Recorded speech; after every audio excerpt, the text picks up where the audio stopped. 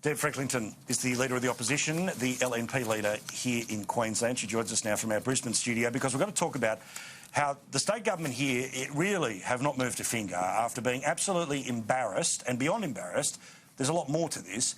A committee that was set up to talk about mining safety was not in place. Why? Because there weren't enough Sheilas around the table. Deb Frecklington became the opposition leader on merit. No quotas there. She joins us from Brisbane. How are you, Deb? Oh, great to be on your show, Paul. Welcome to Queensland as well. Oh, how good is it? Kiss the ground every day I'm here, no question about it. Now, when we rang the Premier's office today trying to get... how good is Queensland? Trying to get a bit of information out of Palaszczuk's office today, they screamed at us and hung up the phone. No interest in talking to us because we're not friendlies. What have you been able to see, get or ascertain about how the heck this happened, and is this happening in other areas of government? Because 6 people died. Yeah, look, in a couple of things. First of all, look, it's tragedy and it's a terrible circumstance when we've had 6 miners lose their life in 12 months, and yet we've got Annastacia Palaszczuk putting gender politics before these miners' safety. It is gobsmacking. And seriously, all of Queensland would be laughing if it wasn't so serious and we weren't talking about people's lives here. But the other thing I'd like to know is maybe whether Annastacia Palaszczuk was even at work today, because she's been completely silent on this issue.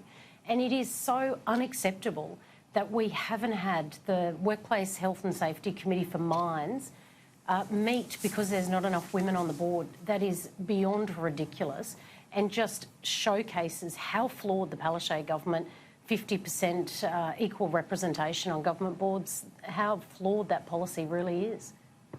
Well, also, I mean, the clear media strategy here, and geez, there's a lot of people who have worked in and around state politics, reported on it for a long time, a lot of famous faces here in Queensland who now work for her press office.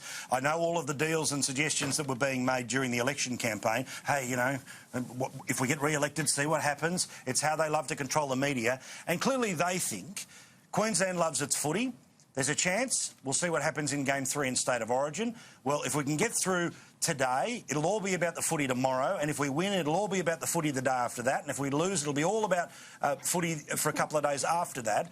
Well, good luck. You're not going anywhere. I'm not going anywhere. And they must front up and explain if this is the system as it is now or whether this was such a quirk that it changes the absurdity of the system. Well, this system is obviously broken. If the Mine Safety Committee is not meeting because, as Minister Lanham said, not enough women on the board or the gender imbalance.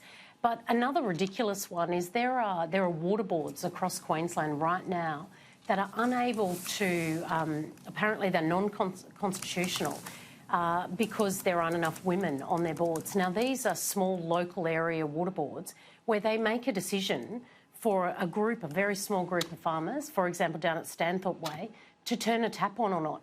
Now, those government boards are now not running, apparently, because there's not enough women that are prepared to put their hand up to do the job that, for example, their husbands have been doing for a generation. Look, it is a flawed policy, and Paul, honestly, we need to hear from the Premier. She's gone missing in action, which we know she always does. I like your summary about the football. I think that's exactly, you know, the State of Origin's on tomorrow night, so maybe we'll see a pop ahead up in Sydney.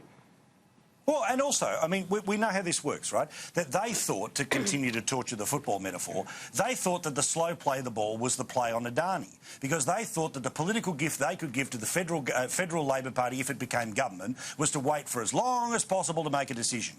Then there was an absolute bolt of reality from the north to the centre to the southeast, sent to Brisbane directly, and then suddenly Adani starts to get moving. Well, again, if they think that a story like this can be slow played the ball, can be hidden, can be pushed away, they'll distract with some sort of leak to the papers on Sunday, good luck. Because as the people of Queensland showed at the federal election, these sorts of media manipulation games, these are all very clever little tricks paid for by the PR departments of the Premier's office. Well, real Queensland, quite Australians, they can see when they're being played and when the government's trying to change the topic. Yeah, look, absolutely. And I've just spent the last 2 days in and around central Queensland, and I can tell you, people are just red hot on this issue. They're not going to let it go. They can simply not believe that the Mine Minister thinks it's okay for his Mining Safety Committee not to meet on the basis of, for no other reason, but not enough females sitting around the table. And interestingly, many people have recommended females. I know the Queensland Resources Council apparently have recommended females to the Minister, but yet they've been stopped for whatever reason. The question would have to be is why didn't the committee just continue to meet and do the job rather than stop altogether, irrespective of who was sitting on the committee?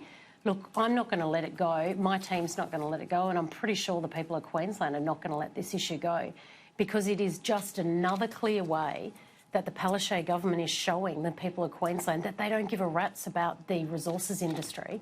And even more disturbingly, they don't care about the workers who are going out each and every day that we say have a right to say what's been going on within the industry, which is exactly why today, well, actually yesterday, I said we should have a full parliamentary inquiry to get to the bottom of what is going on with mine safety in Queensland.